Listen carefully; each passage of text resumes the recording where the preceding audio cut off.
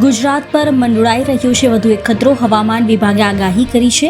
તોકતે વાવાઝોડું 19 મેથી 20 મે સુધી ગુજરાત પર ત્રાટકી શકે છે. 35 થી 40 કિલોમીટરની ઝડપે પવન ફૂંકાઈ શકે છે. તોકતે વાવાઝોડું કચ્છ તથા સૌરાષ્ટ્રના દરિયા કિનારાના વિસ્તારોમાં અસર કરી શકે તેમ છે, જેથી રાજ્યના મુખ્યમંત્રી વિજયભાઈ રૂપાણીએ સમગ્ર વહીવટી તંત્રને સતર્ક રહેવા સૂચનાઓ આપી દીધી છે. રાજ્ય સરકાર દ્વારા વર્ષના પહેલા સંભવિત વાવાઝોડાથી બચવા 14 જિલ્લાઓને પૂર્વ તૈયારી શરૂ કરવા આદેશ અપાયો. કચ્છ, મોરબી, જામનગર, દેવભૂમિ દ્વારકા, પોરબંદર, જૂનાગઢ, અમરેલી, ભાવનગર, વલસાડ, નવસારી, સુરત, ભરૂચ, આણંદ અને અમદાવાદમાં વાવાઝોડા પહેલા જ પૂર્વ તૈયારી શરૂ કરવા રાજ્ય સરકારે આદેશ કર્યો છે. દરિયા કિનારાની નજીકના વિસ્તારો માટે ચેતવણી બહાર પાડવામાં આવી છે. દરિયા કિનારાના વિસ્તારોમાં રહેતા લોકોને સલામત સ્થળે ખસેડવાની વ્યવસ્થા કરવામાં આવી રહી છે.